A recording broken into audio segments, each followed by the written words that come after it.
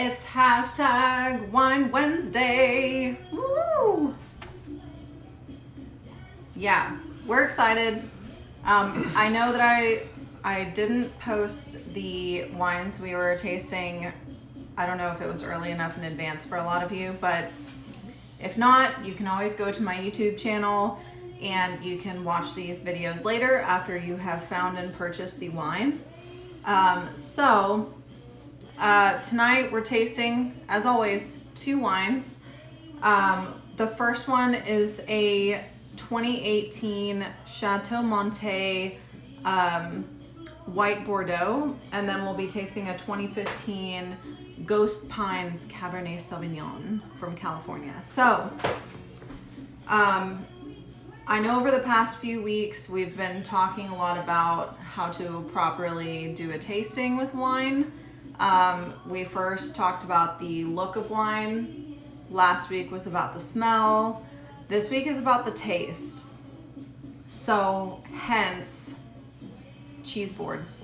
The reason I made a cheese board for this activity is because you can of course taste whatever you want, and we'll talk through the Wine Folly journey on when you're tasting wines and what to notice and what not to notice. But I really enjoy having tastings with wine where there's a little bit of food.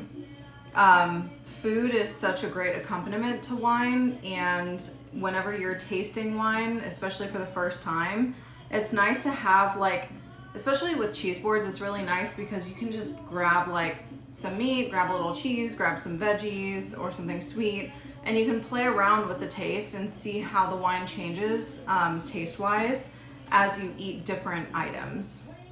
So, I like it. I don't know. Just me? No, of course I do too, because it gives you different flavor profiles, you know? Mm-hmm. Teach you how to balance your wine out with your food too. Yeah. I mean, who doesn't want an adult Lunchable too while they're drinking? True that. Cheese boards are really adult Lunchables. I mean... If you think about it. Cheese, crackers. Or our kids' Lunchables, or our... the Lunchables brand, just a kid's version of a charcuterie board. It's like a little prep stage to be an alcoholic later in life. No. It's like... Alright, well, let's get started. Let's taste. So this is the Chateau Montet. This is actually a wine that one of my really good friends, Jenica, suggested that we try, not specifically for Wine Wednesday, but she was talking to me about it last weekend when we were FaceTiming, and she said that it was super good and really crisp and really delicious, especially for the summer. So now we're tasting it. So thank you, Jenica. If you hop on here or if you watch us live later, thanks for the suggestion. So I already showed you this in my story earlier, but the label looks like that. It has a pink chateau on it, so it's also a cute label. So let's taste this thing. All right, so as always, we're gonna go through the motions. We're gonna go talk about the look, The smell. and the smell, and then we'll elaborate on the taste The feel. of cotton. The fabric of our life. I always love saying that. I'll never stop saying that. So to me, this is more of like a straw. It's not as a pale yellow. Yeah, it's not as yellow as I thought it would be. So again, you hold it up. No, that is. Looking at it, maybe that's like a light gold. I don't know. What do you smell? Now that you got a good whiff of it, what do you smell? No, I do. I'm not gonna say it. I smell it, and you smell it too. And you might as well just go ahead and say it. Okay, there's some honey in there. There is some honey in there. So fun fact, even though this is called a white Bordeaux, this is actually a Sauvignon Blanc. It's just Sauvignon Blanc grapes that come from the Bordeaux region, so they can call it a white Bordeaux. Fun fact. The French think they're so much better than us. What? Us meaning Italians? When it comes to wine, they think their wine's always better, but it's not. Well, French wine is pretty good. Though. Oh, it's good. When I've had, Don't hate. I don't hate. Okay, so I taste some honey, or smell some honey. I haven't tasted it yet. It's also really crisp, in my opinion, and I taste melon. Did you taste it?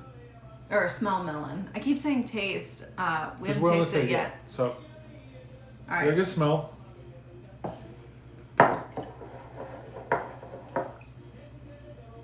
Get a good taste.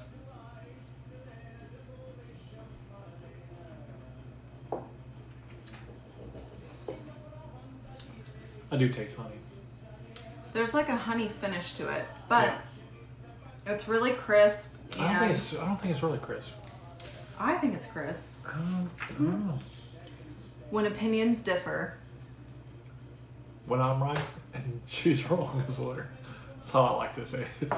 so when we look at the wine aromas, so I guess now that we've tasted it, let's kind of talk, I guess, about taste. Yeah. So You want to go over everything and then roll into taste? Let's go over everything and roll into taste. So, I taste a little bit of apple honey. There's some apricot in there. well, what I was gonna say is there's a traditional way to think about taste. There's like sweetness, acidity, tannins, the body, the finish. But then there's also the part where you incorporate your smell or the aromas of the wine into what you're tasting. But taste goes far beyond what you actually taste in terms of saying, oh, well, I taste apple with a little bit of apricot. It's dry but smooth. So what's really cool about the Wine Folly book is it takes you kind of through this journey of like questions to ask yourself as you're tasting the wine. When I went through this journey, I wrote down, because I have my tasting notes, I wrote down that it's dry and elegant with a tart finish.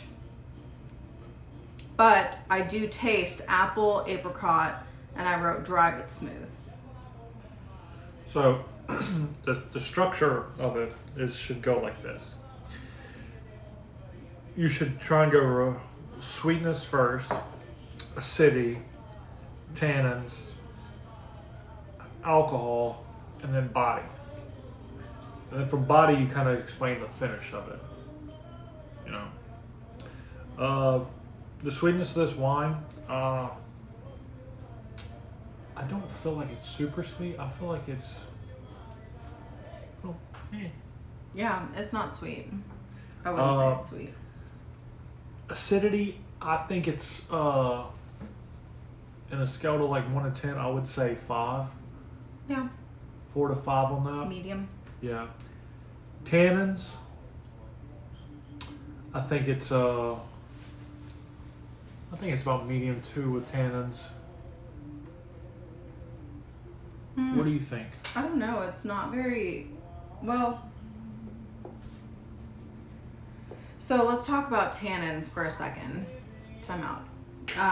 So the way Wine Folly describes it is really helpful to me because you hear a lot, especially with red wine, you hear people talk about the tannins in wine. So it says how stringent or mouth drying or bitter is the wine. Tannins are felt in the middle of your tongue and between your lips and teeth. Wines with high grape-based tannins tend to have more astringency toward the front of your mouth. Oak tannins are usually felt more toward the middle of the tongue. So, yeah, I guess it would be like a medium.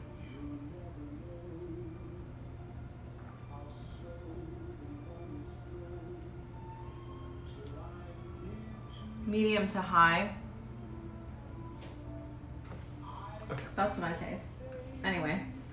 But anyway, and then it talks through the finish. So whenever we're talking through the finish of a wine, like we say, oh, it has a long finish, or earlier I wrote a tart finish.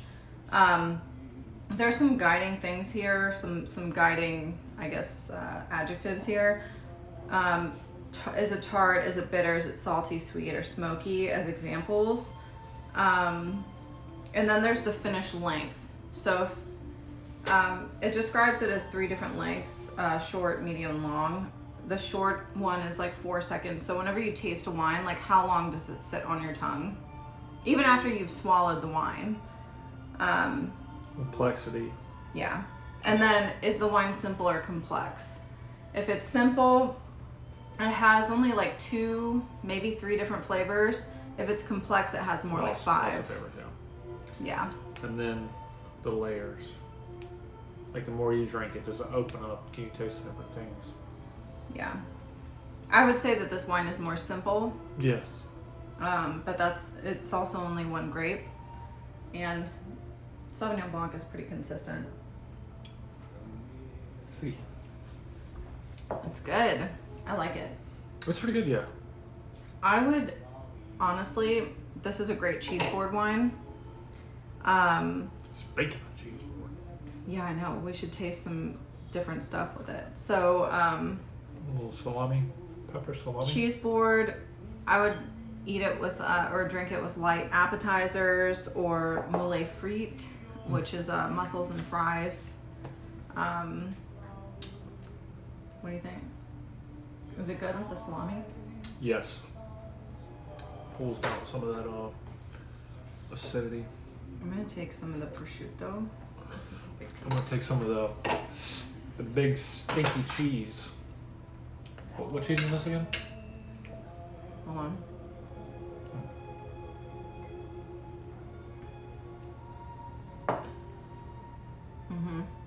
Yeah, with the prosciutto, so this is prosciutto di Parma.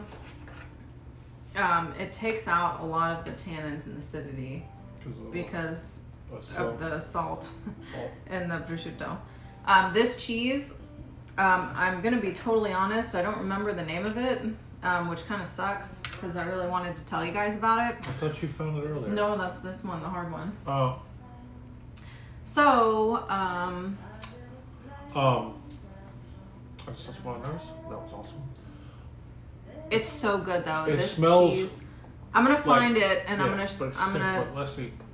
Crackers aren't. We should have got different crackers. These are a little bit more butter. So that's got me. They're really. It's really stinky though. It like smells. So it comes in this like wood container, about that big, and it's like vacuum sealed, like vacuum wrapped, so you don't smell it. This is so good though.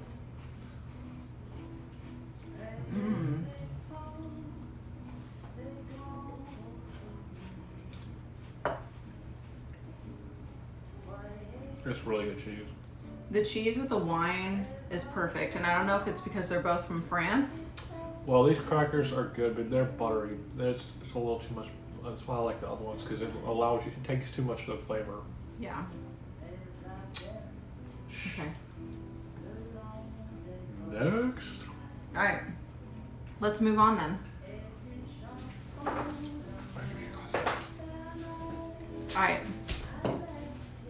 So, next, Ghost Pines Cab. Super delicious, Delicious. easy to drink.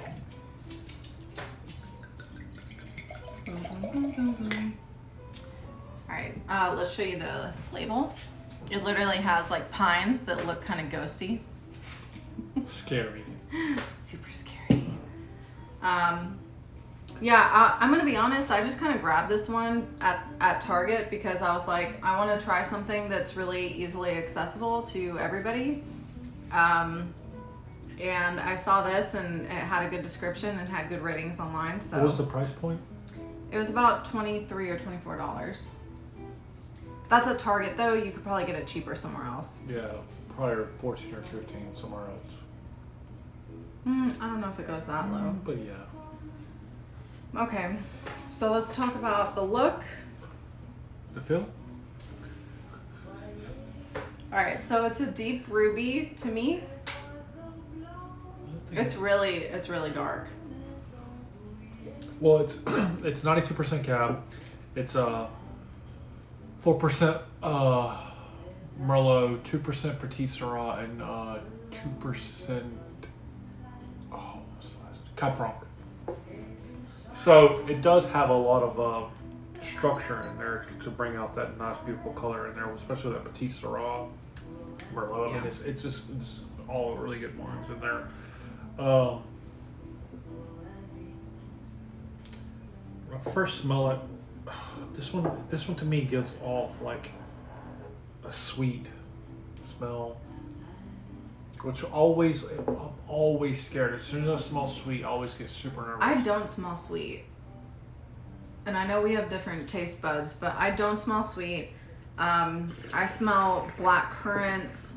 I smell oak, a little bit of vanilla, and then elderflower, which is on that range of like floral notes, which again, it's kind of like last week how I was talking about like smelling rosemary in wine. I never thought about like herbs and florals and stuff like that, like smelling in your wine or even tasting. I tasted it without you, I'm sorry. I didn't mean to. It's fine. I'm gonna just give it some air. It smells less sweet when you twirl her around. Give her a little bit of love.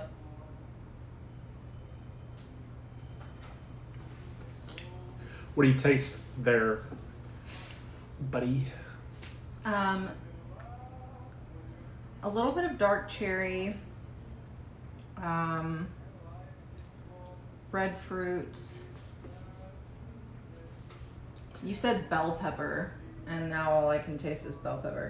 I think it's the pepper in there. I think there's a floral note, but I don't think it's necessarily bell pepper. I think the Petit Syrah does give it that pepper. It has like a little peppery taste. That could be the tannins too. But okay, so let's go over the taste of it. Yeah. From the beginning.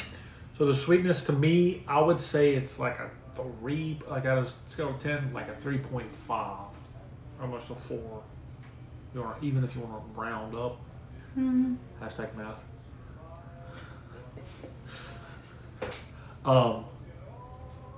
So I would have to agree with that actually. That assessment. When you do 1 to 10. Well, 3.5. Yeah.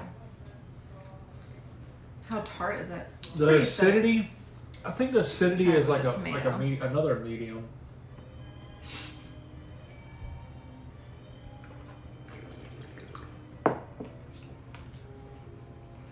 The acidity, I think, is like a medium. Now for the tannins, I think the tannins are, I want to say medium again. Why? I feel like it is just a little. The alcohol. Moving on to alcohol. Yeah. I know how much it is, but so that's kind of bad. But it doesn't seem like it has a high alcohol content, which is what is it? I think it's 13.9 or something like that. I believe. Yeah, something like that. And being for a cab, that's pretty good. That's I think most cabs are like 14, 14.1. Mm-hmm. So it doesn't have a high alcohol. The body is, I think it's a bold body, because Yeah, it is bold. The finish. What do you think about the finish? I wrote it that it has a long salty finish, and I still firmly believe that. A salty sweet. Complexity. I think it's a. I think it's complex. I don't think it's super complex. I think it's. I think it has some structure to it. Yeah, that's fair. I think it has structure to it. With it's got your oak, it's got your vanilla, it's got your pepper. I think it's got a little bit of floral notes. Mm-hmm. The dark cherry. I think it's dark cherries. Personally, I don't think it's regular cherries, but it's got dark fruits, plums, stuff like that. So I think it does have a good structure. Yeah, I can agree with that. I can't see who it is. But hi. Hey. Yeah, it's really far back today. I still think it's a great wine, though. I think it's an easy drink, and because it's like, in my mind, if it's available at Target, it's available probably in a lot of places. And so what I really like about that is if you're going to somebody's house and you want to bring something over, grab a bottle of this, because it can go with a lot of things. This would be an easy choice for me. I mean, you can differ in opinion. You don't have to have the same opinion. Yeah, I mean, it's a good wine. Don't get me wrong. I think it's a good wine. I think this is a wine that should be had with food. Would I bring this over to somebody that I really like? No, I think I would. I think there's a much better wine for the price point. I think there's a lot better wine for the price point, because if you said how much? 23. 23. There's much better wine for 23. I think the price point at Target is high. So I think it should be around like $16, $17. Matter of fact, let me do a little bit of. I got it. Let me pull it up just real quick. It's just a second. So like I'm eating it right now. I just ate Piave Vecchio. It's a hard cow's milk cheese from Veneto, like up northern Italy. It's very similar to Parmigiano. It's a lot of stanky. You're right. It's really good with food. This is a food wine. This is a food wine. I'm telling you, this is a food wine. Yeah. I'm gonna do a little bit of some cheese and a little bit of that pepper on here because that's why we do the tasting with stuff. Oh yeah, look at her. It's so good with all the wine.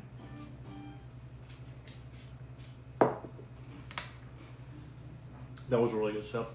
So I had some of the cheese with the peppered salami. Mm-hmm. And it definitely pulled away some of that sweetness, but I added to that pepper, which I really love. Mm-hmm. And the cracker itself being buttery just flowed right in with that oak.